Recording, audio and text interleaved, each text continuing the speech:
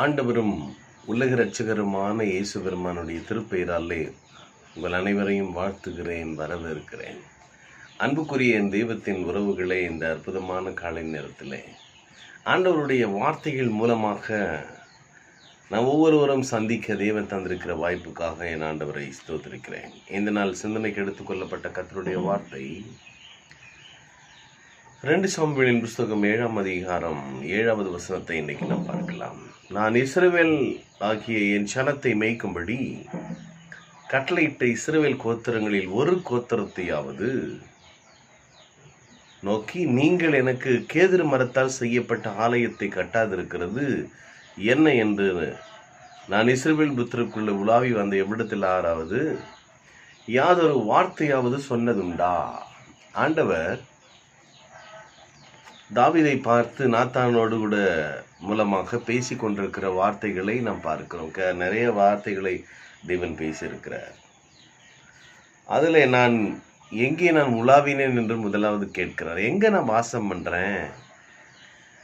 எங்கேயாவது என் ஜனங், அவர் எவ்வளோ உரிமையோடு கூட ஆண்டவர் பேசுகிறார் பாருங்க. இந்த வசனத்தில் இஸ்ரவேல் புத்திரரை நான் என் ஜனத்தை மேய்க்கும்படி கட்டளையிட்ட போது, என் ஜனம் அந்த உரிமை ஆண்டவர் என்னைக்கும் விட்டு கொடுக்கறது இல்லை. உறவுகளை, நேசத்தை, பாசத்தை, அன்பை அதிகமாக வெளிப்படுத்துகிற தேவன் நம்முடைய தேவன். என் ஜனத்துக்கிட்ட நான் ஏதாவது கேட்டிருக்கிறேன்னா ஒரு வார்த்தையை சொல்லுங்க பார்க்கலாம். சேலஞ்ச் பண்றாரு. எனக்குன்னு ஒரு கூடாரமா? அது என்ன எனக்குன்னு? தனக்கென்று சுயநலமாக இந்த உலகத்தில் வெளிப்பட்டதே கிடையாது. தேவன் எல்லாம் நமக்காகவே எல்லாவற்றையும் அவர் படைத்திருக்கிறார். நாம் அவருக்கென்று இருக்கிறோம். இவர்கள் என் ஜனங்கள், என் துதியை சொல்லி வருவார்கள்.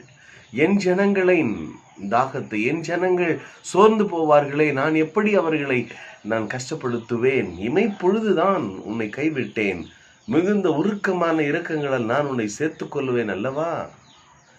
நான் உன்னை விட்டு விலகுவதே கிடையாது, உன்னை கைவிடுவதும் கிடையாது என்று அல்லவா ஆண்டவர் அறிவித்திருக்கிறார். என்ன தேவன் நம்மேல் வைத்திருக்கிற அன்பு, தன் ஜீவனை கொடுத்த அன்பை விட மேலான அன்பு. இன்றைக்கும் அந்த அன்பு இருக்கிறது என்பதை நாம் உணர வேண்டும்.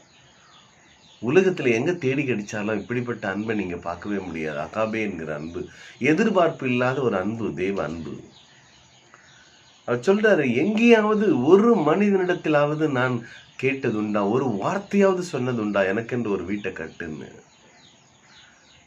ஆண்டவருக்கு ஆசையே நம்ம நல்லா இருக்கணும் தாங்க. அவருக்குன்னு வீடு, நீ வீட்டை கட்டிக்கப்பா, நீ சந்தோஷமா இரு.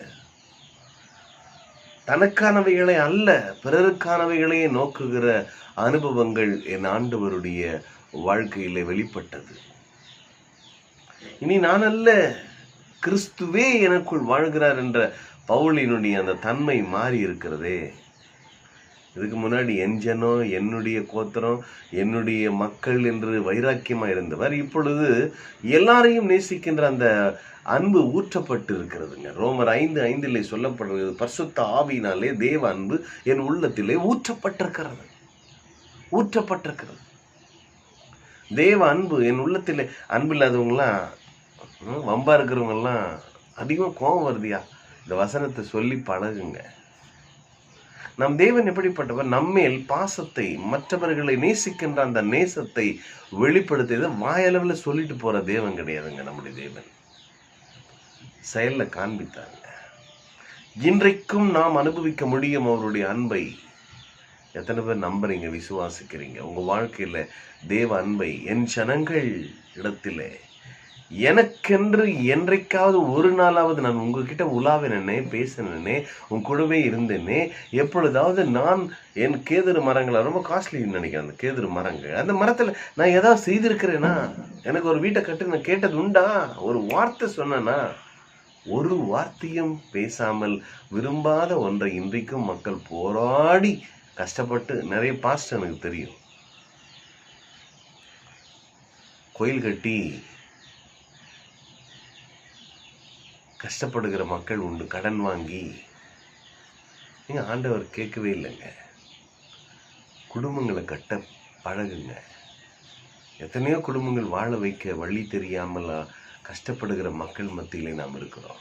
சுற்றி பாருங்க, தான் குடும்பத்திலையும் தான் பிள்ளைங்க வாழ்க்கையிலும் தன்னுடைய உறவினர்கள் வாழ்க்கையிலும் வேலை செய்கிற ஸ்தலங்களிலே நண்பர்களை பார்க்கிற இடங்களிலே எத்தனை விதமான பிரச்சனையோடு மனுஷன் வாழ்ந்து தேவைகளோடு இருக்கிறான். இதெல்லாம் செய்து பாருங்க உங்க வாழ்க்கையில. இந்த சிறியர்கள் ஒருவனுக்கு எதை செய்தீர்களோ எனக்கே செய்தீர்கள். உங்களுக்கு ஆண்டவருக்கு என்னங்க ஆண்டவருக்காக? ஆண்டவரே விரும்பாத ஒண்ணு நம்ம ஏன் செய்யணும்? ஓசியாவில் ஒரு வசனம் இருக்குது, 8ஆம் அதிகாரம் கடைசி வசனம் நினைக்கிறேன். உண்டாக்கினவரை இன்றைக்கு நாம் மறந்து கோவில் கட்டுகிறான். அற்புதமா அதில் பேசுவார். அவருடைய ஆதங்கத்தெல்லாம் பார்த்தீங்கன்னா வேற லெவலுங்க. 8ஆம் அதிகாரம் கடைசி. இஸ்ரவேல் என் ஜனம் தன்னை உண்டாக்கினவரை மறந்து கோவில்களை கட்டுகிறான். யூதா அரணான பட்டணங்களை பெருக பண்ணுகிறான். ஆனாலும் நான் அதில் நகரங்களில் அக்கினியை வர பண்ணுவேன், இது அவைகளின் கோவில்களை பட்சிக்கும்.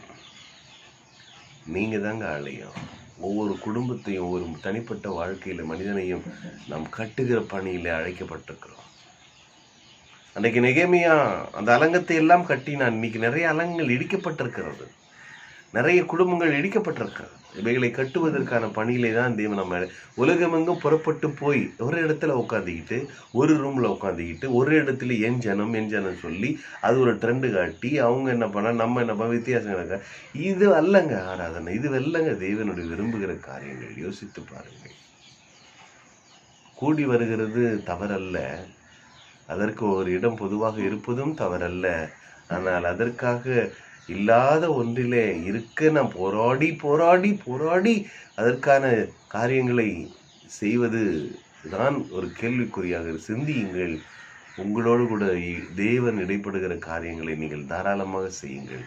எதற்கும் நாங்கள் தடை செய்வதற்கோ அல்லது கோயில் கட்டாதே என்று சொல்லுவதற்கோ எங்களிடத்தில் அதிகாரம் இல்லை. அன்புக்குரியவர்களே, வேதம் விரும்புகிற காரியங்களை தேவன் என்னைக்காவது ஒரு வார்த்தையை தான் ஆண்டவர் பேசியிருக்கிறேன். யாரை சொல்லுங்க, இதை கோயிலை கட்டுங்க, இவ்வளோ பேர் வருவாங்க, ஆண்டவர் சொன்னாரா? நீங்களா என்ன பேசியிருக்கிறாரா? அதை குறித்த காரியங்களை சொல்லுங்க. ஏங்க 5000 பேர், 5000 புருஷர்கள் அன்னைக்கு. அப்போ 5000 மனைவி வந்திருப்பாங்க. இன்னைக்கு நிறைய சபைகளா புருஷர்களே காணும், வெறும் பெண்கள் கூட்டம் தான் அதிகமாக இருக்குது. அப்போ இந்த 5000 பேர்கிட்ட ஒரு ஆள் ₹1 எடுத்துட்டு வாங்க தயவு செய்து, இங்கே ஒரு கோயிலை கட்டிடலாம். ஆண்டவர் என்ன சொல்லியிருக்கிறாரா? என் வீட்டை ஏன்பா கல்லர் குகையாக மாற்றிட்டேன், இன்னொரு வீட்டை கட்டி அந்த வீட்டில் இல்லாத சண்டை, நான் தலைவன் நீ தலைவன், நான் தான் பாஸ்டர் நீ தான் அங்கே உட்காரு இங்கே உட்காரு, எனக்கு மைக் இல்லை எனக்கு பாட்டு இல்லை. என்னங்க வாழ்க்கை? யோசித்து பாருங்க. தெய்வம் விரும்புகிறது அதுவா? ஐக்கியத்தை அல்லவா? அன்பு அல்லவா? மற்றவர்களை தூக்குகிற நன்மை யாருக்கு நன்மை செய்யலாம் அப்படின்னு சுற்றி திரிஞ்சாருங்க. ஒரு இடத்துல உட்காரலங்க. அவர் அந்த கிணசத்தில் இருக்கிற பேய் புஷங்கள்லாம் கோயிலுக்கு கூட்டுவாங்க சொல்லவே இல்லைங்க. வழியில் போகிறாரு, வீதியில் அற்புதம், அவர் போய் கல்லறையில் அற்புதம் செய்கிறாரு, அங்கங்கே கடலோரமாக போகிறாரு, பார்க்குறாரு, ஜனங்கள் கூட்டமாக போகிறாங்க, வீதியிலங்க அவர் மினிஸ்ட்ரிலாம் அற்புதமாக இருக்கு ஆண்டவருடைய. இதெல்லாம் நீங்கள் யோசிச்சு பார்த்தீங்கன்னா இன்றைக்கு நாம் எப்படிப்பட்ட தேவனுடைய விருப்பத்தை நிறைவேற்றுகிறோம் யோசித்து பாருங்கள். சிந்திக்க வாசிக்கிறவன் சிந்திக்க வேண்டும் என்று சொல்வது போல கேட்கிறவன் கவனிக்க வேண்டும். தீவிரம் அவசியம். கவனிங்கள். உங்களோடு கூட தேவன் என்ன உணர்த்துகிறார் அதை நீங்கள் செய்யுங்கள். கர்த்தர் உங்களோடு இருக்கிறார். செபிக்கலாமா? சகல நன்மைகளையும் எங்களுக்கு அதனதன் காலத்தில் நேர்த்தியை வடிவமைக்கிறவருடைய கரங்களில் எங்களை கொடுக்கிறோம் தகப்பனே. நல்ல ஆண்டவரே, நீர்தான் எங்களுடைய தேவாலயம், நீரே ஒளிவிளக்கும், நீரே என்றைக்கும் மாறாத தெய்வம் நீர்தான் ஆண்டவரே. உடைய வார்த்தைகளை எங்களுக்கு தந்திருக்கிறீர். உடைய வார்த்தையின் வெளிச்சத்தில் வெளிச்சம் காண்கிறவளா எங்களை மாற்றுங்க. இம்மட்டும் எங்களுக்கு கொடுக்கப்பட்ட எல்லா கிருபைகளுக்காக நன்றி. இந்த காலைதோறும் இன்றைக்கு எங்களுக்கு ஒரு புதிய வாழ்க்கை தந்திருக்கிறீர். இதிலே நாங்கள் என்ன செய்ய போகிறோம், என்ன செய்கிறோம் என்பதை சிந்தித்து உம்மை கொண்டு நாங்கள் காரியங்களை செய்ய உதவி செய்யுங்க.